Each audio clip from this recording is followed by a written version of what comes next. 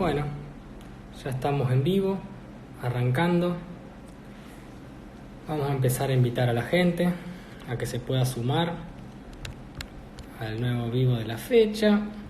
Ayer hice el primero, la verdad que me pareció una muy interesante oportunidad. Charlamos con Salvador Di Stefano. En esta oportunidad tengo un economista de excelente nivel, como es Martín Tetaz, que ha escrito muchos libros y demás, que vamos a charlar un poco con él. Mientras voy invitando que se vaya uniendo la gente al vivo, vamos participando. A quien le interese puede ir dejando comentarios, consultas. Algo que me cuestionaron ayer justamente era el hecho de que no llegamos a responder por ahí todas las consultas que hizo la gente. Bueno, obviamente eran muchas y estimo que hoy, por la cantidad de seguidores que tiene Martín, puede llegar a ser más. Así que vamos a intentar, en la medida de lo posible, ir respondiendo a las consultas que tengan, siempre tratando de trabajar sobre estas cuestiones, sobre economía, finanzas y los temas que podamos resolver. Bueno, ya está Martín presente, así que vamos a invitarlo a unirse al vivo.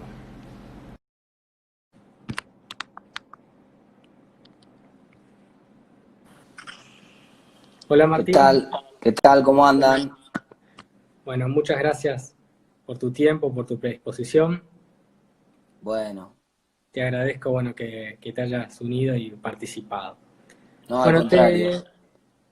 te consulto, no sé si alguna vez habías utilizado esta herramienta para No, la hacer una verdad pregunta. que, viste, como todo, tuvimos que ir adaptándonos a las nuevas condiciones. Yo prácticamente, igual que Salvador y que muchos otros colegas, vivo de las conferencias y obviamente se cancelaron todas las actividades con esto de la cuarentena y ya antes se habían cancelado por cómo venía la mano. Y entonces empezamos a armar las conferencias virtuales por Zoom, viste, Ajá, sí. esencialmente, que es una plataforma que funciona muy bien y te permite hacer las conferencias con empresas bien, pero no había probado nunca la posibilidad del Instagram, no, de hecho ni sabía que se podía hacer así. Es interesante porque te permite no solamente que participen mis seguidores, sino también la gente que te sigue a vos. Claro, Entonces, te permite de alguna manera duplicar esa cantidad de personas. Obviamente, en este caso, vos tenés una enorme cantidad de seguidores, pero te permiten que ellos participen incluso en vivo, que hagan consultas y demás. La verdad que ya se han metido más de casi 80 personas. Les pido que si quieren ir haciendo consultas, vamos a intentar responder en la medida de lo que podamos, pero veo que la cantidad de personas va a ser muy grande, así que va a parecer difícil de manejar. Bueno, ¿te animás a hacer una presentación tuya de a qué te dedicas, que ya algo dijiste? Y bueno, después a ver cómo te está tratando la cuarentena. mira, como muchos saben, soy economista con una formación un poco extraña porque yo cuando terminé economía tuve la suerte de que me recibí en diciembre del 2001, era un año complicado en Argentina, pero en el 2002 le dieron el Nobel de Economía a Kahneman, ¿viste? Y Ajá. a partir de ahí, entonces, Kahneman, el premio Nobel del 2002, era psicólogo en realidad. Entonces, todo el mundo miró como diciendo, ¿por qué le dan el Nobel a un psicólogo? Y ahí nació un poco la economía de comportamiento. Mejor dicho, ya había nacido en los 70 con las investigaciones de Kahneman y Tversky, pero esa consagración de alguna manera le dio un impulso fenomenal a la economía de comportamiento. Y yo cuando leía los papers de economía de comportamiento, todos decían, bueno, aunque yo no tengo formación en psicología, yo no tengo, todos medio que tocaban de oído, hacían algunos experimentos, pero no tenían formación en psicología, y dije, bueno, me voy a poner a estudiar psicología. Y empecé a estudiar una licenciatura en psicología primero, después abandoné en el medio porque era psicoanálisis y justo abrieron una maestría en psicología cognitiva en la UBA, me fui a la UBA a hacer la maestría en psicología cognitiva y entonces ahí de alguna manera empecé picando en punta en Argentina haciendo economía de comportamiento. Eso es un poco lo que se resume en el libro, en uno de los libros míos que se llama Psychonomics, que un poco es un Sí. resumen de Nunca lo esa, de, supe pronunciar, pero lo he leído. ¿Hace cuánto lo escribiste? ¿Cinco, y siete ese años? es ¿Por del ahí? 2014, es un libro del 2014, así que tiene ya 6 años casi. Ese es el libro que iba a ser inicialmente la tesis de maestría mía en la Facultad de Psicología y cuando me llamaron de la editorial para decirme, mira, queremos que escribas algo para nosotros, yo justo tenía ese libro, el borrador de esa tesis, se las acerqué, me dijeron, bueno, hay que trabajarlo un poco porque estaba en un tono muy académico, había que bajarlo un poco al público más masivo de divulgación. Y eso hicimos, trabajamos un poco con ese trabajo y quedó ese libro que es un buen resumen, un buen resumen de psicología y economía del comportamiento, como se llama, con aplicaciones concretas, con casos para Argentina, en fin. Sí, la verdad que es súper interesante ese libro, yo lo leí en aquel momento con mi mamá psicopedagoga, así que también le encantó. Ah, mirá vos. La verdad que es súper interesante y recomendable para todos tus seguidores y la gente que lo pueda comprar. Vos estudiaste la carrera de economía, ¿dónde la estudiaste? Y hice la licenciatura en La Plata, yo soy de La Plata, así que Ajá. lógicamente ahí estaba ahí en la duda de qué carrera seguir en el año 92, cuando tuve que elegir la carrera, empecé en el año 93. Ujú. Y bueno, ahí se hablaba mucho de la discusión económica en Argentina siempre fue un tema central, ¿viste? En la agenda, hoy ves Sí. economistas por todos lados, pero no es nuevo, digamos. Es nuevo que haya tanta masividad en los medios, pero no es nuevo para nada el tema de la economía como centro, del eje central de la cuestión argentina. En ese Ujú. entonces estaba debutando la convertibilidad, estaba en su mejor Sí. momento, le iba bien, había bajado la inflación, todo el mundo Ujú. que yo quería saber de qué se trataba todo eso, aprender un Ujú. poco más y bueno, me metí en la licenciatura en La Plata. Allá en La Plata son también comunes con las carreras de contador, de administración de Sí, empresas. sí, la Primeras estructura es opciones. bastante, la estructura es bastante parecida en todo el país. Tenés en La Plata tenías, ahora cambió un poco el plan de estudio, tengo entendido, pero en ese momento tenías primero y segundo año comunes para las tres carreras y a partir de tercer año elegías lo que querías, pero ya en primero y segundo año tenías bastante de economía, porque tenías introducción a economía, micro y Y micro y macroeconomía, o macro. sea, tenías la Correcto. buena base. Sí. Tenías en segundo año ya dos matemáticas, tenías matemática 1 y matemática 2 que eran Ujú. álgebra y análisis. Tenías, estoy pensando si había alguna otra materia más de economía ahí.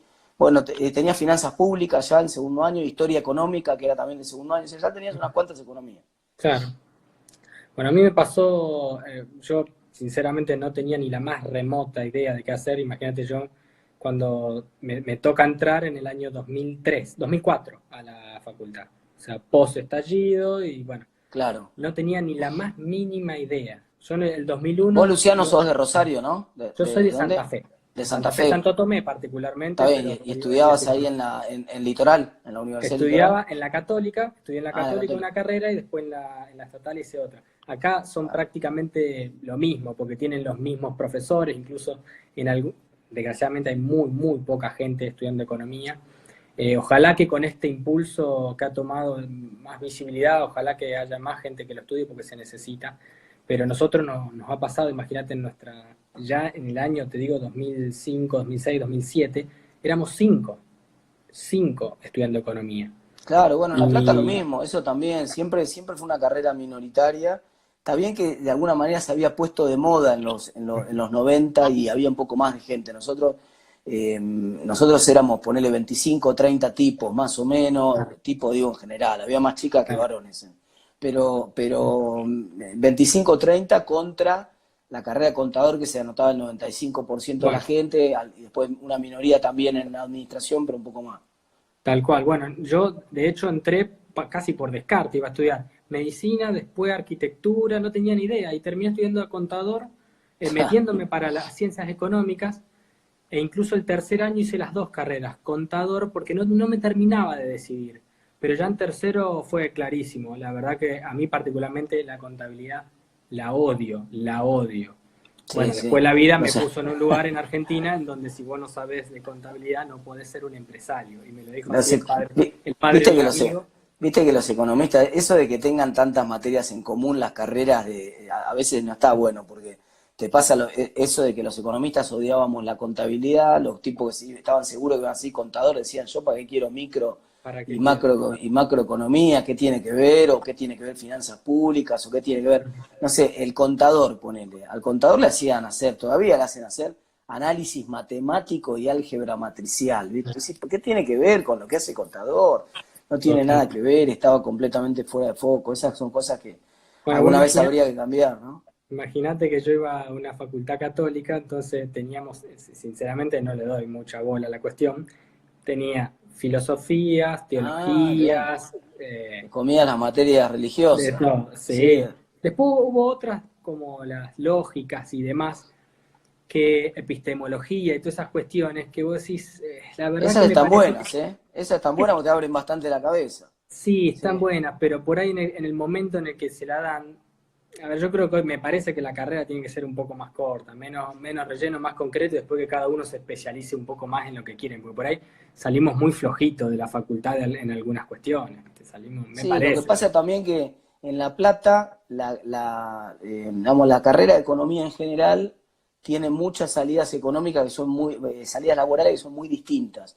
Entonces, la formación de la universidad en La Plata es una formación más académica, donde lo Ujú. ideal es que a vos te guste la investigación, te guste dar clases, te guste escribir artículos científicos. De hecho, una cosa que tiene muy buena en La Plata, que ahí saca una ventaja grande con otras carreras, es que en La Plata casi no lees de manuales, lo que lees esencialmente son papers. De tercer año en adelante, directamente ya vas a los papers científicos. Entonces vos, primero estás 5 o 10 años adelantado que cualquier manual, y segundo, vos ya empezás a ver lo que vas a hacer cuando te recibas, porque esencialmente la tarea académica es la de escribir investigaciones, la de interpretar resultados de investigaciones, la de estar en condiciones de discutir metodologías de investigación que se aplican en los papers. Más que dar un curso de metodología en el aire, en abstracto, que el tipo no entiende de qué le están hablando, una de las mejores maneras de aprender metodología es discutiendo los papers, ¿no? Eso está muy bueno. Bueno, nosotros, no sé si por cuestiones propias o cuestiones de la educación, pero la verdad que cuando salimos de la facultad no sabemos para dónde arrancar acá, al menos en aquel momento. Tuve Claro. muy buenos profesores y otros pésimos, profesores rellenando cátedras, profesores que cobraban miserias, y sigue siendo así. Entonces, viste, es difícil. Es difícil. Entonces salimos que no tenemos ni idea, que, y bueno, yo terminé con una inmobiliaria, los cuales me fascinan, pero porque tengo algún lugar donde canalizar mi cuestión económica, que me encanta, pero hay otros que terminan, por ejemplo, más relacionada a la bolsa y demás, y les queda esa espina Ah, de sentir que mucho de lo que estudiaron no es que mira, no lo pueden aplicar, sino que acá tenés lo pueden uno, ganar. acá tenés uno que es Miguel Arroyo, que fue alumno mío en Introducción a la Economía. Mira, Ujú. no cuentes nada, Miguel, ojo, mira que estoy leyendo los mensajes. Yo mientras vos me hablás, te escucho, estoy viendo los mensajes que están Sí, poniendo. sí, yo estoy Obviamente hay hablando. un montón de preguntas que veo que van apareciendo, algunas que no las podemos contestar. Otras la gente, viste que la gente hace un poco de catarsis también en las redes sociales. A mí me llegaron esta semana con el tema de la cuarentena 1500 mensajes de gente que te dice la desesperación de la gente que tiene que pagar un sueldo, que tiene que pagar vencimientos, que no está facturando, monotributista que no le entra un peso, que no están laburando, esta situación general que está pasando a todos y muchos te dicen, bueno, no sé qué hacer. Mira, voy a contar una anécdota. Ahí estoy viendo a Mili Larretape, que dice, yo Sí, soy tu su alumna alumna favorita. favorita. Vos sabés que Milagros, voy a contar una anécdota, la voy a escrachar públicamente acá.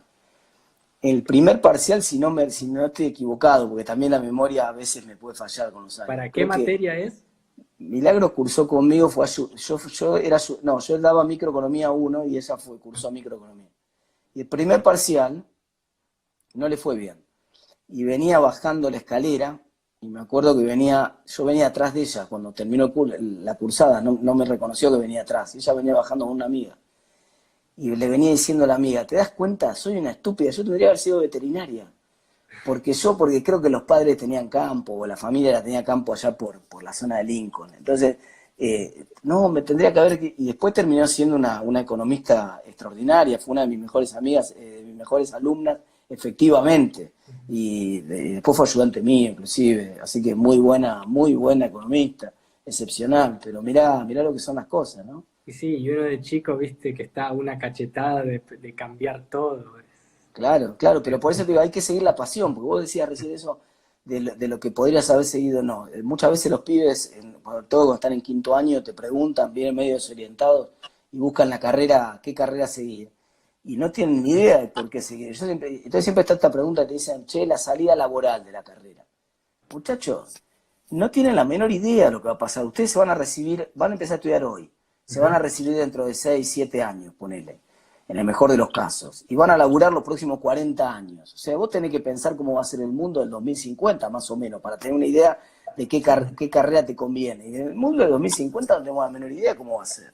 Sí, no, Entonces, no podemos proyectar 15 años, lo 50. mejor que podés hacer es hacer algo que a vos te apasione, que seguro que si vos estás estudiando lo que a vos te apasiona, te va a ir bien. así sea historia del arte. Vos decís, no, me voy a morir de hambre haciendo historia del arte. Me voy a morir de hambre haciendo música. No, seguro que no. Seguro que si es lo que a vos te gusta y si es lo que a vos te apasiona, es mucho más probable que te vaya bien y juntes plata en una carrera marginal que vos decís, no sé, voy a seguir periodismo, me gusta periodismo. El 99% de los periodistas a duras penas alcanzan a sobrevivir y el 1% le va bien económicamente. Bueno, pero el 1% es el que está apasionado con eso y que hace exactamente lo que más le gusta y bueno, entonces siempre hay que tratar de seguir la pasión, ¿no? Que está hablando en una cuarentena de aquello que le gusta. O sea, la mayoría está mirando Netflix sentado o mirando, en el mejor de los casos, la ventana con nostalgia. Bueno, hay otros que tenemos la oportunidad de hablar lo que nos gusta, inclusive en las peores de las circunstancias. Hacer Pero vos, lo que te gusta tal cual. Es vos, por fundamental. ejemplo, Luciano, si tuvieras que elegir de vuelta carrera ahora, ¿elegirías lo mismo o elegirías otra cosa? La verdad es que yo la economía no la conocía y descubrí mi pasión ahí, la descubrí en la facultad, pero fue de pura casualidad. Siempre digo que en eso he sido un afortunado, porque la mayoría de la gente no descubre sus pasiones, porque termina entregándose a la rutina, a las circunstancias. Yo tuve Claro. la suerte, porque la verdad que fue casi aleatoria mi elección. Me metí en algo que realmente no me gustaba, pero lo encontré ahí en la facultad. Encontré la beta, mi pasión, si bien por supuesto que todo lo que es relativo a las finanzas, me gusta mucho los negocios, la empresa me fascina, pero la economía es algo que yo no pude dejarlo. De hecho, cuando terminé la facultad, arranqué la inmobiliaria y estuve unos 2 años ajenos a la economía. Y te juro que adentro de mi cabeza sentía como el cerebro se me achicaba. Claro. Entonces, arranqué a escribir en los diarios, arranqué un blog de economía que tengo hace 10 años, volví a conectarme con mi pasión porque uno se mete en el negocio, en las ¿Cómo circunstancias. es cómo es el blog de economía? ¿Qué blog Eh, tenés? Está dentro de la página de la inmobiliaria, appelinmobiliaria.com barra, bueno, te metes en el blog ahí directamente, o barra ¿Y, blog o te metes en el blog. y qué haces? ¿Qué haces comentarios de coyuntura De todo un poco. Si vos te metés, digamos, a recorrer un poco los 10 años, vas a encontrar un proceso de aprendizaje, errores. Me gusta mucho tratar de enseñar la conducta del ahorro, motivar a la gente. Durante mucho tiempo hice coyuntura, pero me encontré con el hecho que era gastar ríos de tinta y medio que no lograba generar ni un impacto mínimo siquiera a vos sabés veces. que ahí se toca la psicología de vuelta mucho, ¿no? Porque hay una investigación de un tipo que se llama Chen, es un economista de Harvard. Y el tipo hace economía de comportamiento y lo que hace es de origen asiático, obviamente por el apellido te das cuenta, y entonces habla perfectamente bien chino mandarín e inglés, digamos, es bilingüe las dos. Entonces, él se dio cuenta que cuando referimos a expresiones del futuro o del pasado, tanto en castellano como en inglés nosotros reforzamos mucho la separación temporal. Nosotros decimos, por ejemplo, supone, mañana lloverá. Dos veces separamos. Mañana, ya no estamos hablando de hoy, ya la primera señal que te doy en la Ajá. conversación de que voy a hablar de mañana. Y lloverá, la conjugación del verbo también te está estresando un poco más, remarcando la separación temporal. En cambio, en chino mandarín, le explicaba este tipo, vos no decís así, vos conjugás, vos decís, hoy llueve, mañana llueve, ayer llueve. Entonces no separás tanto en el tiempo, en la conjugación verbal no separa tanto el presente del futuro y el pasado, con lo cual la separación temporal entre el pasado, el presente y el futuro es mucho más chiquitita. Viven más en el presente. Ujú. Y eso explica por qué tienen una tasa de ahorro bastante más alta de la que tenemos nosotros. De hecho, Ajá. el estudio que hizo Chen es que él comprobó en localidades que eran linderas y que usaban dialectos distintos, tomó un montón de casos de países de Asia, de África, de regiones en las cuales de un lado de un río, por ejemplo, o sea, como que te diga que en Santa Fe se habla con esta separación temporal muy grande y en cambio en Paraná, enfrente, se habla como hablan los chinos, ¿no? O como el alemán, que también es bastante corta la separación. Y eso afectaba Entonces, la tasa de ahorro de las efectivamente, sociedades. tal cual, esa diferencia sola generaba una diferencia espectacular en la tasa de ahorro, no solamente en la tasa de ahorro, sino en cualquier conducta que involucrara el futuro. Por ejemplo, las sociedades que separan poco en el tiempo el presente del pasado y del futuro son sociedades que tienen menos conducta de riesgo. Por ejemplo, consumo de sustancias, por ejemplo, manejar sin cinturón de seguridad, por ejemplo, cualquier cosa que tenga una consecuencia futura que a vos te cuesta representar, porque el ahorro, esencialmente, muchas veces decimos que es una postergación del consumo, ¿no? Está bien, pero vos te lo tenés que imaginar al consumo futuro. No es fácil imaginártelo, mucho más fácil imaginarte el presente. Yo te digo, mira, acá tengo la plata. Con esta plata podría hacerme un viaje, porque justo ahora lo del viaje no es un buen ejemplo. Pero podría ser comprarme una computadora ahora. Bueno, no, espera, aguantá, no la compres, que por ahí si ahorrás dentro de un tiempo. Siempre la promesa futuro, cuando yo el futuro lo veo tan lejano, no me seducís con una promesa futuro, ¿viste? Bueno, y ahí te meto un poco más en Argentina. Imagínate que uno de mis objetivos es tratar de enseñarle a la gente a ahorrar, motivarla a ahorrar.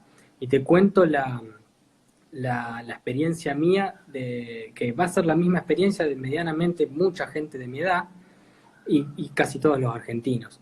Yo de chico, a mí me enseñaron la cultura del ahorro, o sea, vengo de padre, la generación de nuestros padres, nuestros abuelos tienen bien en claro que hay que ahorrar, por las situaciones que han pasado ellos, porque muchos vivieron acá en Argentina toda la vida, o nuestros abuelos vinieron de la guerra, o nuestros bisabuelos. Entonces, tienen en claro para qué sirve el ahorro. Bueno, a un millennial no lo tiene tan claro. O sea, cree que puede renunciar a su trabajo así nomás, que no pasa nada, que el fin de semana, que él trabaja para llegar al fin de semana, que a veces no es necesario. Si vos me preguntás a mí, yo estoy más del lado del millennial. ¿Qué querés que te diga? Yo estoy más del lado del millennial.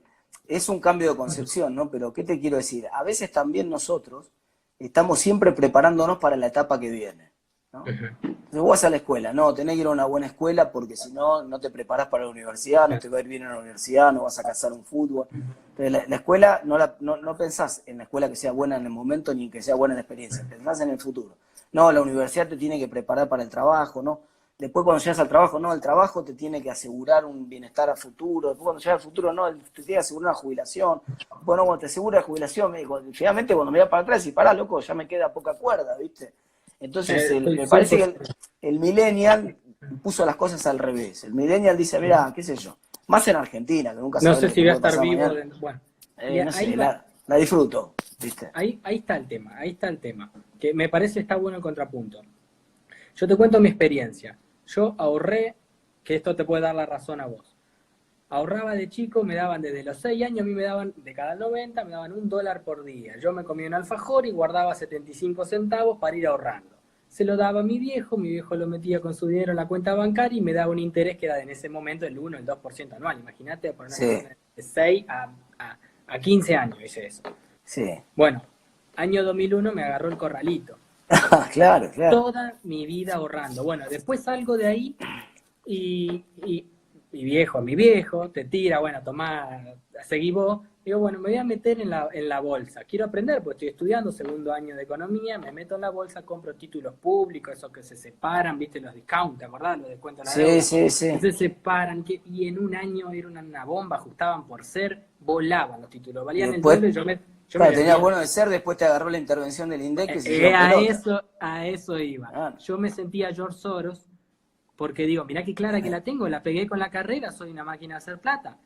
Otro palazo me dejó otra vez, preguntándome, otra vez de cero. Y bueno, y después arranco, cuando termino la carrera, me pongo una inmobiliaria. Que la verdad que los conocimientos económicos, esto para quien se pregunta qué salida laboral tiene, mira, conocer economía en Argentina creo que tiene todas las salidas laborales. Sí, claro. Nosotros durante 10 años, que es toda mi vida profesional, me comí 5 recesiones. Entonces, si yo yo por eso trato de inculcar a la gente que trate de ahorrar. No digo que no disfrute la vida, porque también me siento con mis viejos y le digo, che, disfruten la vida, ya tienen ahorro, ya están grandes, o sea, mi abuela, ¿para qué los quiere? 90 años. Pero claro. Bueno, lo que digo es, ¿qué hacemos cuando nos encontramos con estas situaciones donde yo tenía que ahorrar, de alguna manera tenía que tratar de ahorrar, pese a estos problemas que tenés en reiteradas ocasiones, que parece que te están desestimando, gastátela porque si no te la va a venir a robar alguien.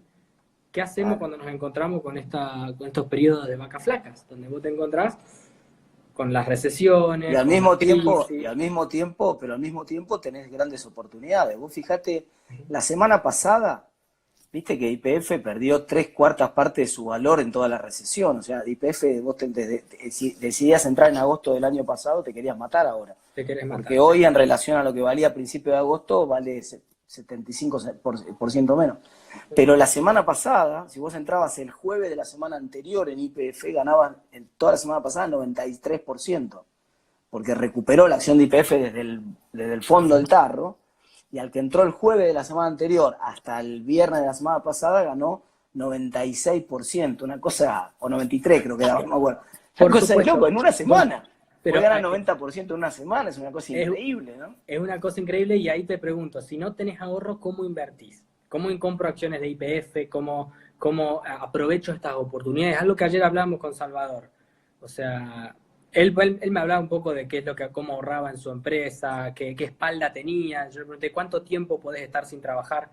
Que esa va a ser la pregunta que te voy a hacer a vos. O sea, está bien, coincido en que hay que tener un equilibrio. Tampoco es cuestión de ahorrar toda la vida y no disfrutarla. Sí, sí, sí, Pero sí. vos, por ejemplo, hoy te agarra esta situación y se prolonga la cuarentena, 6 meses más. No, me parte, por eso digo, yo tuve que cambiar sobre la marcha y empezar a generar las conferencias remotas y empezar a hacer otras cosas porque yo tengo un nivel de gasto con mi familia, tengo 3 chicos, los 3 van a un jardín, a uno ya va a la primaria, a un colegio que es relativamente caro de acá de Buenos Aires. Tengo un departamento también que vivo cuando estoy acá en Buenos Aires, que es un departamento que tengo que alquilar, que también es bastante caro, es decir, gasto bastante, tenés un nivel de vida que es caro y vivo de mi trabajo, o sea, yo no tengo por ahí la gente se imagina que como estás en los medios o dicen, no, este es multimillonario, no, nada que ver, yo no puedo parar de trabajar 3 meses, 4 meses, digamos. Sí, tengo un resto como cualquiera, para aguantar un mes, 2 meses, pero no es que no es que puedo decir 2 años no voy a trabajar, digamos, o tomarme un año sabático y no hacer nada. Ya, Tengo bueno, que empezar a vender el auto, tengo que empezar a hacer algo, si no tengo Salvador me más. dijo, yo tengo siempre un año en caja de seguridad, un año para Sí, mantener mi empresa. Quizás sea un extremo, pero en este momento yo te digo que tengo que salir a pagar los sueldos. Yo tengo una empresa, tengo empleados y demás. claro, Tengo que claro. salir a pagar los ¿Cuántos sueldos. empleados tenés ahí?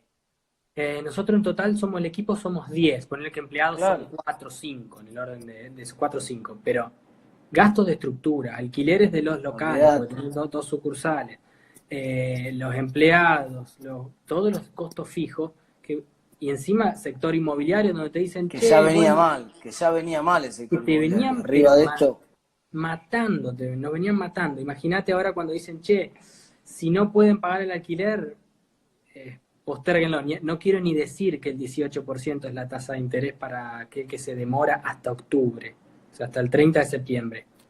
No quiero claro. ni decir que lo que le conviene a la gente, porque estoy en la disyuntiva que yo cómo pago los sueldos. No, ni hablar. Yo creo que inexorablemente lo que se va a venir en muchas pymes, sobre todo, es una negociación mano a mano entre el trabajador y entre el empresario y los trabajadores.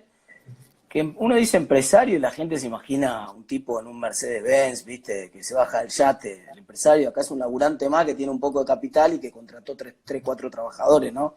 Es más un superviviente más que un empresario. Y ese tipo tiene que sentarse con las 4 o 5 personas con las que trabaja, que además los conoce personalmente, y decirle, mire, muchachos, el sueldo de ustedes les pago la mitad ahora y la otra mitad la hacemos en cuotas y la van a tener que encontrar fórmulas que sean más o menos creativas porque va a estar muy difícil. La verdad que sobre todo sectores que no facturan nada y que tienen...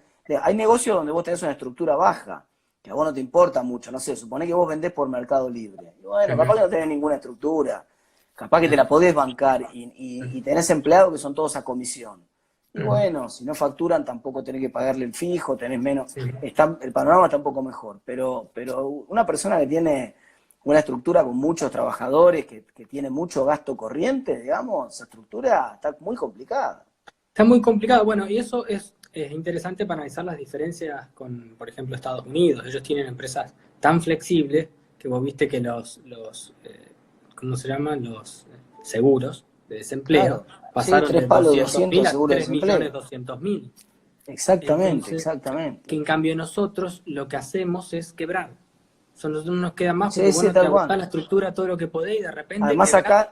acá es muy difícil arrancar después, porque no es, en Estados Unidos vos bajás la persiana y la subís con una facilidad fenomenal. Vos Exacto. bajás la semana que viene, dentro de 3 semanas calmó todo y vos decís, bueno, arranco de vuelta y abrís la empresa en una semana. Acá es muy complicado arrancar. Cualquiera que tenga un negocio sabe que es muy complicado, que lleva mucho tiempo y que por lo tanto nadie quiere cerrar, porque todo el mundo dice, no, si una No, vez que no. cierro acá no arranco más, ¿viste? No arrancás más. O sea, vos empezás con, bueno, quebrar la cuestión laboral acá, si tenés que indemnizar a alguien, es tan grande que se vuelve, la gente resiste lo máximo que puede, los empresarios, y después las empresas no quedan Eso es más lo que que... me parece que, eso es lo que me parece que el gobierno no ve bien, ¿viste? No lo ven, esa parte no la ven.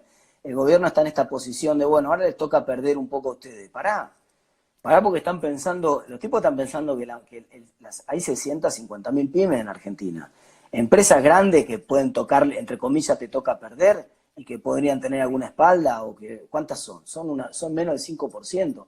La gran mayoría son, ya te insisto, 650.000 pymes en Argentina que no, ¿Y no es que cuántos puestos venían, laborales son? pero además no es que venían ganando, porque ya la situación de la economía, con la presión tributaria que hay en Argentina, que era insoportable, con la recesión que viene hace 2 años, no es que venían ganando, los tipos venían haciendo milagros para no cerrar. Y en el medio del milagro, bueno, o el caso tuyo de una inmobiliaria que vienen transpirando, vienen vendiendo 50% menos que el año pasado, derrumbado la actividad inmobiliaria, imagínate que a vos te dicen, oh, te toca perder, vos decís, pero flaco, yo vengo perdiendo hace 2 años, ¿qué me toca perder? ¿Y ustedes cuándo van a perder un poco? Es decir, ¿por qué no? ¿Por qué no empiezan? Fíjate la enorme diferencia del presidente uruguayo, ¿no? El presidente uruguayo dijo de movida, dijo, no, a ver, primero vamos a bajar nosotros. Aunque no sea mucha plata, porque alguna gente dice, no, no es mucha plata. Sí, ponela a todos los hospitales a ver si no es mucha plata. Sí. Pero igual, aunque no sea tanta plata, digamos, el tipo empieza a decir, bueno, vamos a hacer el esfuerzo, todos tenemos que ganar un poco menos. Lo cual va a ser así, porque finalmente si la economía produce 30 o 40% menos durante este mes por la cuarentena, no se puede hacer magia. La gente no va a poder seguir consumiendo todo lo mismo que veníamos consumiendo antes. Todos vamos a consumir 30 o 40% menos. ¿Viste? ¿Cómo ves la economía post cuarentena? Y lo que pasa es que es muy difícil entender cuánto va, o tratar de anticipar cuánto va a durar la cuarentena. Como cada día de cuarentena rompe tejido productivo, que después va a ser muy difícil reconstruir, y además cada día que pasa lo va rompiendo también exponencial. Viste que una de las grandes ventajas de esta pandemia es que todos aprendimos la idea del crecimiento exponencial. Ahora, antes costaba, cuando uno explicaba por qué era importante la cuarentena hace 20, 30 días atrás, la gente no lo entendía porque decía, hay pocos casos y nosotros tratábamos de explicar cómo crecía exponencialmente, y que cuando alguien puso en Twitter una frase que me encantó, que dijo, el momento correcto para actuar cuando te estás enfrentando con un problema que crece exponencialmente es cuando parece temprano.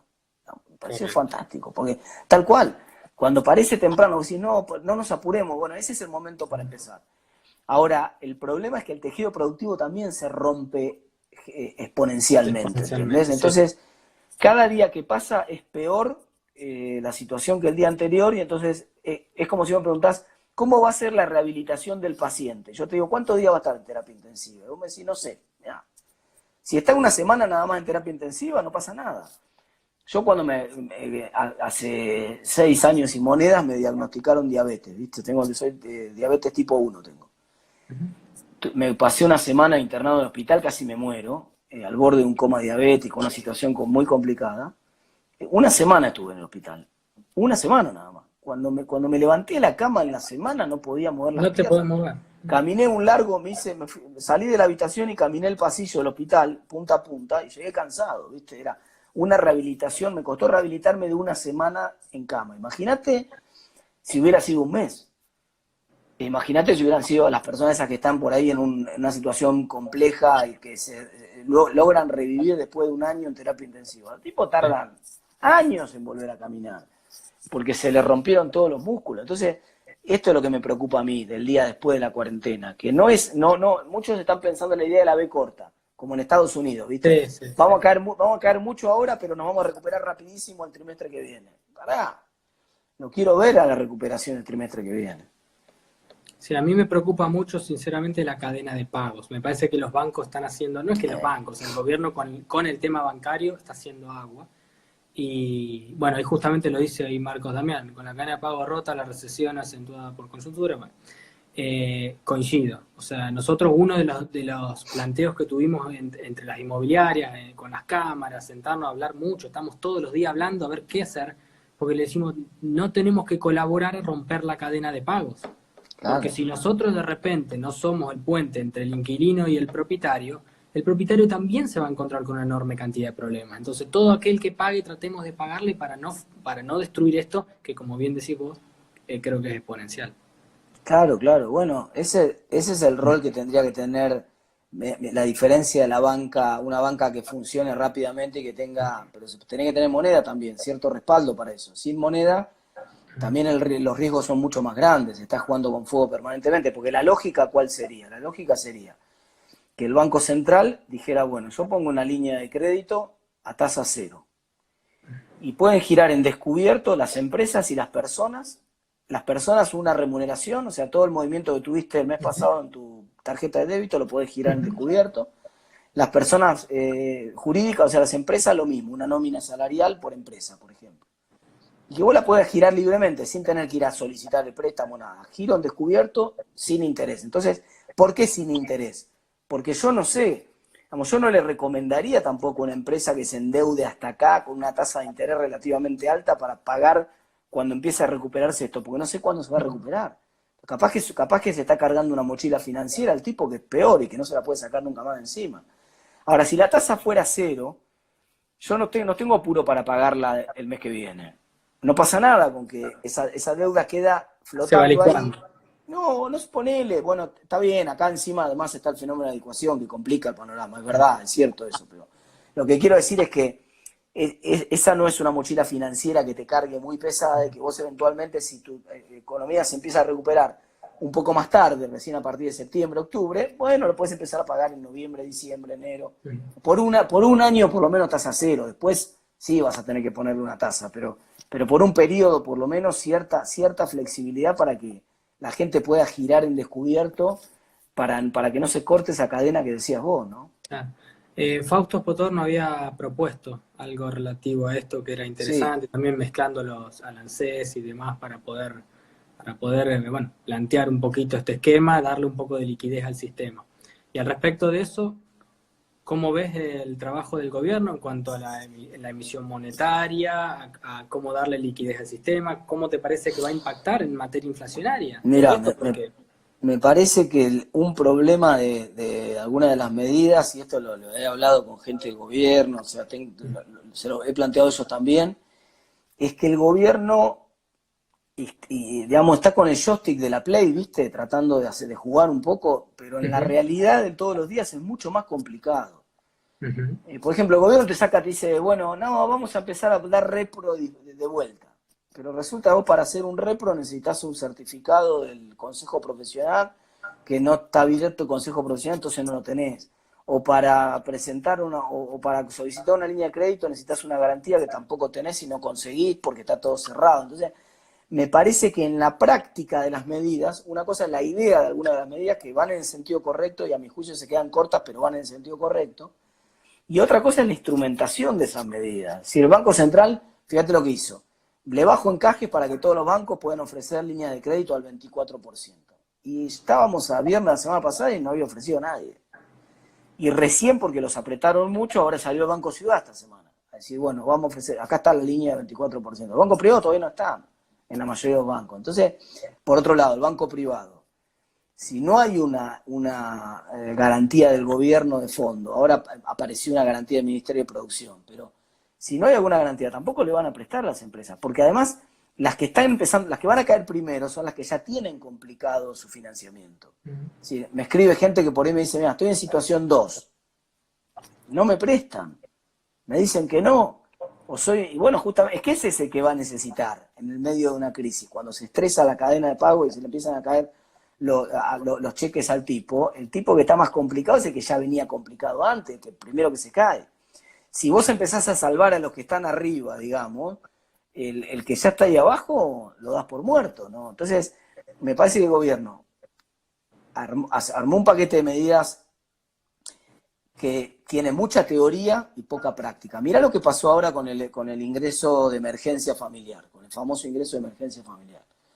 Medida teóricamente correcta, porque el gobierno apunta a los trabajadores informales, que son, bueno, podrían ser autónomos también, pero son cuentapropistas centralmente, que podría ser el tipo que vende en el tren, qué sé yo, hace la diaria, el tipo que hace la diaria, que no tiene un ingreso y con la cuarentena vos le dijiste quédate en tu casa.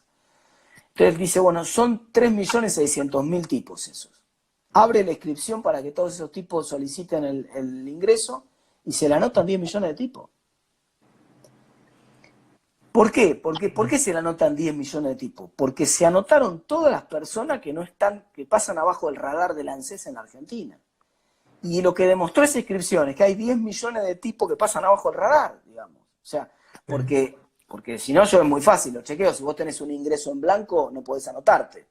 Si alguien en tu familia tiene un ingreso en blanco, ya te doy de baja, si es tu pareja o alguien. Ahora, si yo paso por abajo del radar, nadie sabe con quién vivo, si vivo con mi viejo o no vivo con mi viejo, nadie sabe de qué laburo, si laburo o no laburo, yo puedo ser un niní, no laburo, no estudio, y el gobierno no tiene manera de saber si yo no soy un empleado informal.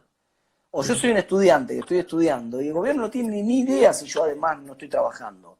Entonces yo me presento, solicito ahora el subsidio este de 10.000, y engroso una nómina de 10 millones de tipos que se anotaron. O sea, se anotaron 3 veces más personas que los trabajadores informales que el gobierno había calculado que había en la economía. ¿Cómo va a ser el gobierno ahora para decirle a 2/3 partes de esos tipos, muchachos, córranse?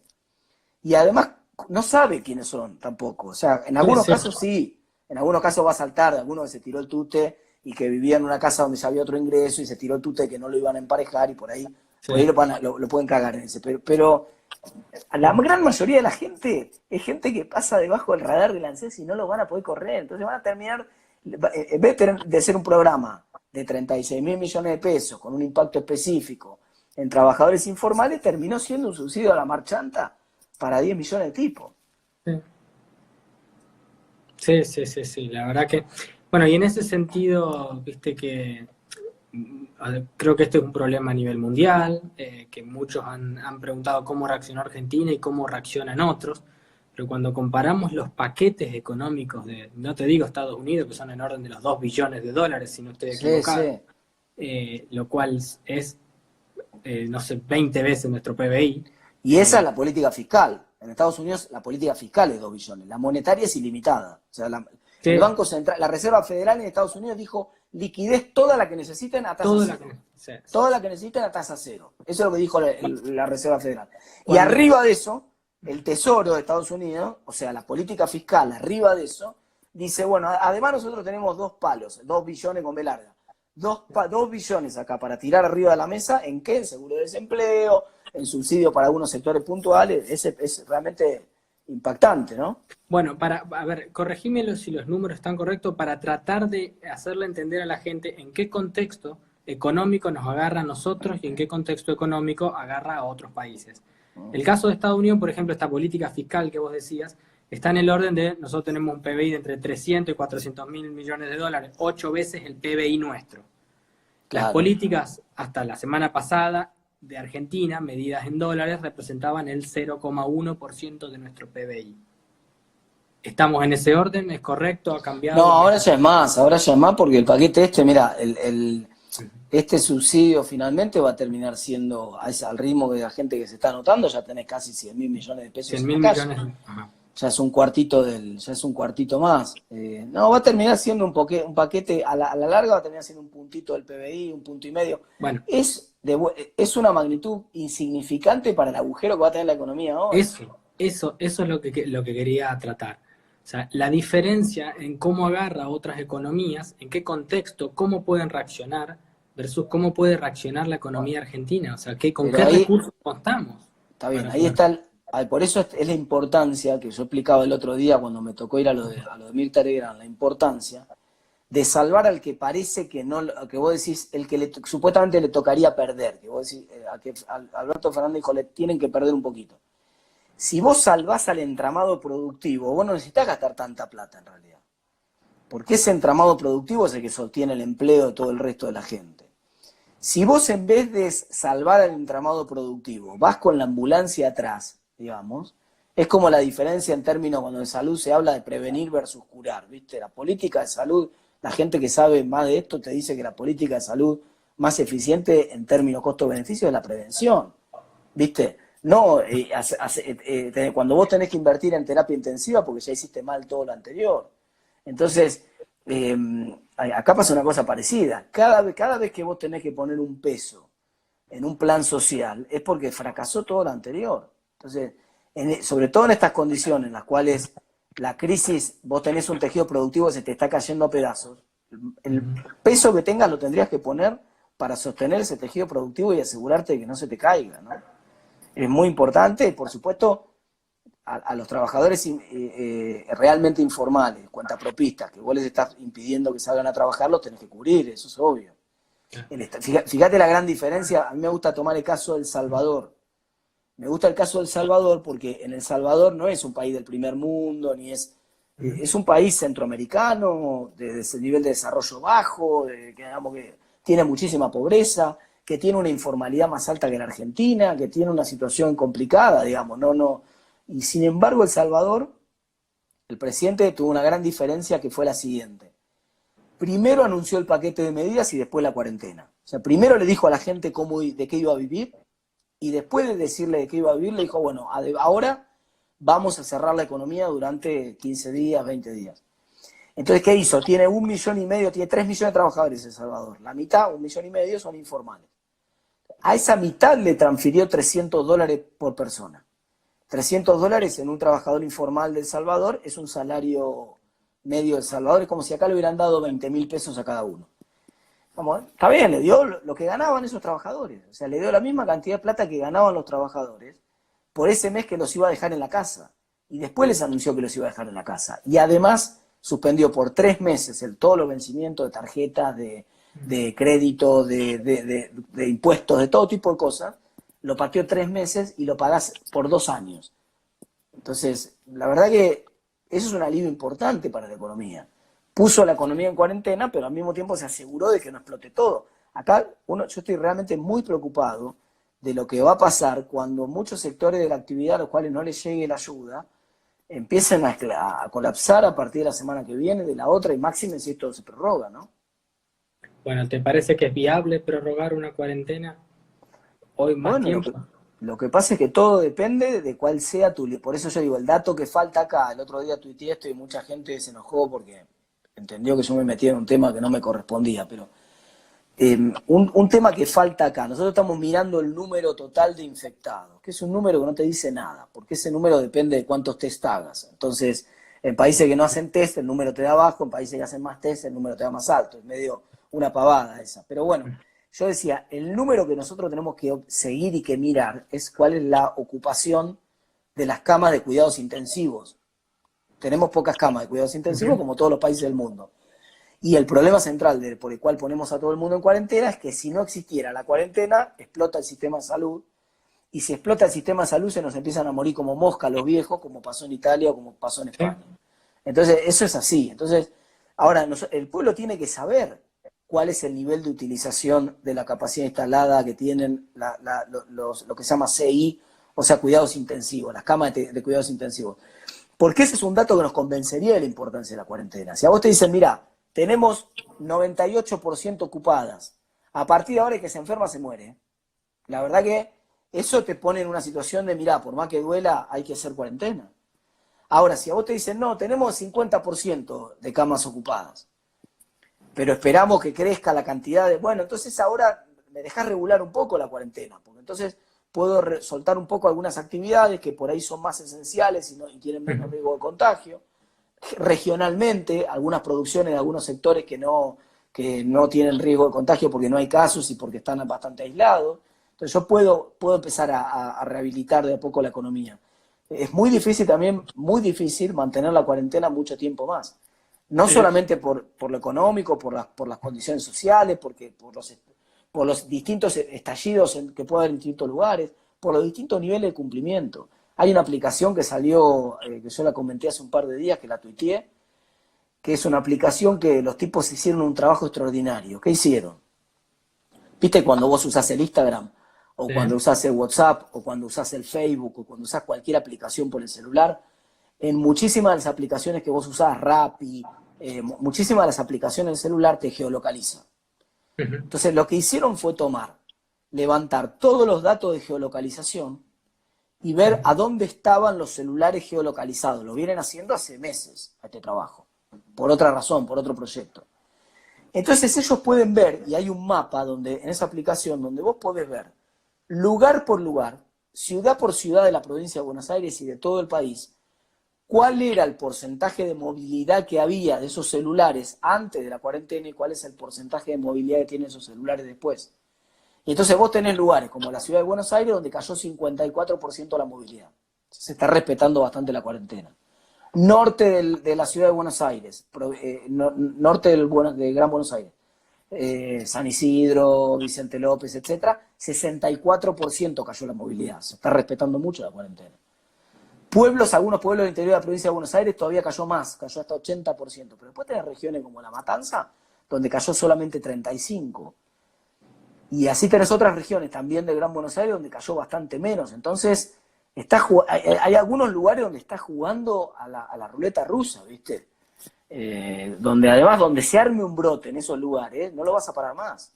¿Y te parece que es por una cuestión de educación o es por una cuestión por ahí de contexto en el cual, porque yo pensaba, no es lo mismo por ahí estar encerrado en un lugar aceptable que estar encerrado en un lugar no tan aceptable, o por una cuestión económica, que la Es gente... la combinación de todo, porque muchos de esos tipos están en una economía de un nivel de informalidad que no pueden parar, porque van realmente al día.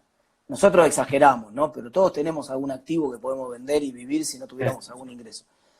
Pero estamos hablando de gente que realmente la plata que gane ese día en un jornal de trabajo de ese día es la plata con la que va a comer esa noche. Entonces, es gente que no puede parar.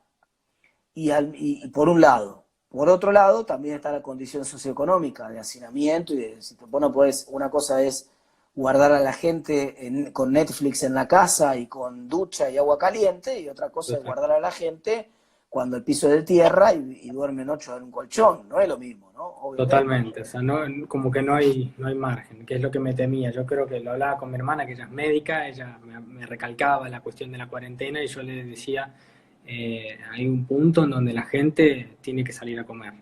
O sea, y temo que ese punto en una Argentina sin ahorros de las personas, sin ahorros de las empresas, sin ahorros de las instituciones y del mismo gobierno, llega un punto Llegue rápido. Porque llega rápido porque el gobierno no está recaudando. O sea, Claro. acá los municipios piden, por favor, Ese es el otro tema, la presión de los municipios va a ser tremenda. Hay municipios que están 50% abajo en la recaudación. ¿sí? Bueno, La ciudad de Buenos Aires piden está a las inmobiliarias 25% abajo. La ciudad de Buenos Aires 25. Bueno, acá piden a las inmobiliarias que por favor podamos recaudar de alguna manera los impuestos, pero vos fíjate que en el mismo decreto establece que se puede postergar el pago del alquiler con una tasa de interés mínima, en cambio los impuestos no, hay que pagarlo igual. O sea, el grado de desesperación es enorme, Sí, y temo sí, que sí, creo sí. no es algo, me parece muy viable de mantener mucho tiempo más, y lo cual es un problema grave.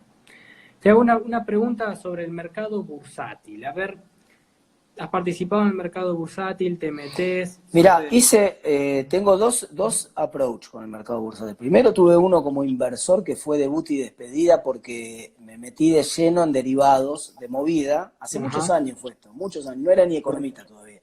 Ahí en derivados tengo al Sí. especialista en derivados que que es la charla siguiente, que es Germán Mayer. Mirá vos.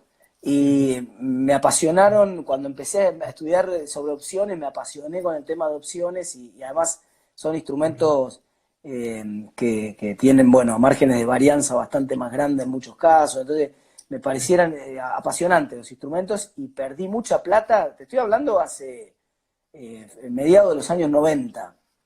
Y después nunca más. Después sigo mucho lo que pasa en la bolsa, pero no participé activamente como inversor, no volví a participar en la bolsa. Sí, por supuesto, como analista sigo mucho lo que pasa con muchas empresas. Tampoco soy, sí, estoy en algún par de grupos de gente de la bolsa, pero estoy más como free rider ahí. De hecho, se los dije así cuando me invitaron. Miren, yo acá voy a aprender más yo de ustedes que ustedes de mí, porque que me sirve para palpar un poco cuál es el clima de mercado, qué sienten los inversores, cómo está la cosa. Me da mucha información y además aprendo todos los días algo nuevo, pero no soy experto ni mucho menos en la cuestión de la bolsa. ¿Le recomendarías a la gente ahorrar, participar, invertir, meterse en la bolsa como herramienta en una Argentina que es... Sí, claro, hay un montón de oportunidades en Argentina. Mirá, acá el argentino está atornillado en la opción del dólar y el plazo fijo, ¿viste? Y del mercado inmobiliario. Y mercado inmobiliario, Cuando exactamente, puedes, ladrillo, tal cual. Ladrillo como una inversión de largo plazo. Y la verdad que hay muchísimas posibilidades en el medio, no solamente en acciones, en bonos también, afuera. Hoy es muy fácil, hoy con una aplicación, yo tengo a la gente de Balance, que es auspiciante mío, por ejemplo, en la radio, puedes hacer lo que quieras directamente desde una aplicación de celular, que muchos de ellos, fíjate vos, se hicieron conocidos, mirá qué paradoja. Se hicieron conocidos y la gente se subió a esos lugares para poder comprar dólares más baratos con el tema del dólar bolsa. Pero otra vez el tema del dólar, digamos. Si no estaba el gancho del dólar bolsa, capaz que ni siquiera se hacían conocidos, ¿no? Sí. Bueno, yo la verdad que las experiencias que he tenido con la bolsa siempre son para atrás, pero no puedo dejar de recomendarlo para aquel inversor que al menos no sea averso al riesgo, porque esto es Argentina, hay que entender que hay que... Sí, o con una parte. Sí. Es como la pregunta que me hacen mucho siempre del Bitcoin, que me dicen, che, el Bitcoin, ¿cómo lo ves? Yo le digo, mira, si les gusta jugar a la ruleta, está bueno, pero es una parte. Yo no me voy a la ruleta a la noche con toda la plata que tengo para vivir en el mes. Ahora, si yo tengo 100 lucas para vivir en el mes y me sobran 2 que puedo gastar un sábado a la noche, bueno, 2 lucas me saco del cajero, me guardo las 2 lucas en el bolsillo y ya sé que esas son las 2 lucas que puedo perder. Sí, me gusta un día ir al casino con 2 lucas y pruebo y juego un rato, me divierto y por ahí me va bien y tengo la salida de la noche gratis y se terminó. Pero ya sé que puedo perder eso, digamos. Sí, ahora, si es una plata que vos no podés perder, no la pongas ahí. Nos quedan 2 minutos el vivo porque se va a cortar, duran 1 hora máxima. Si te parece, tratamos de responder algunas de las consultas. Por ejemplo, una persona preguntaba recién justamente sobre el Bitcoin. ¿Cuál va a ser el piso del Bitcoin? Yo, desde mi punto de vista, lo único que puedo decir es oferta y demanda. Acá no hay... La oferta lo único que tiene limitada el Bitcoin, pero la demanda no. Así que el piso puede ser 0. Yo creo que eventualmente las criptomonedas, no estoy seguro qué tecnología de criptomonedas van a dominar el sistema monetario en algún momento. No hoy, le falta mucho. Hoy está en pañales. Hoy no resuelve ninguno de los problemas que cualquier moneda tiene que resolver. Digamos, no es unidad de cuenta, porque nadie hace transacciones en Bitcoin, o muy poco. Hay un mercado muy chico. Algunas menores, pero muy poco relevante. No es reserva de valor, porque es muy volátil, entonces nadie puede decir, che, ahorro en Bitcoin. Sería una locura, porque no sabe cuánto va a salir. Entonces, no es el Ether. El Ether, sí, perdón, sí, el DAI. El DAI es No, el Ether es 1 a 1 con el dólar. Ese que está diciendo vos es el Ether. Creo que es el DAI la que es el 1 a 1 con el dólar, que es una el moneda... Ether es 1 a 1 con el dólar también. Pero también hay alguna duda. Ahora empezaron las dudas en el circuito, porque en algún momento alguien puso en duda si realmente toda la canasta de moneda que tenían estaba calzada 1 a 1 con el dólar, y qué pasaba si había una corrida. Tampoco estaba tan claro eso. Entonces, pero qué paradoja que la moneda virtual termine siendo una de las que le va mejor, atada al dólar también, ¿no? Esa era un poco la idea que tenía Hayek cuando planteaba esta idea de que en la competencia de monedas se iba a terminar imponiendo una y las otras iban a copiar esa moneda. Esa era un poco la idea de Hayek ¿te acuerdas del libro de la desnacionalización del dinero? Me quedaría horas hablando, la verdad que es un placer escucharte, pero el vivo se me termina. Lo volvemos a repetir, Luciano, más adelante. Bueno, la verdad que fue un gusto, te agradezco mucho por tu tiempo y no tenemos la oportunidad de responder porque se nos acabó el tiempo a todas las consultas que nos han hecho, pero bueno, lo podemos intentar en otra ocasión.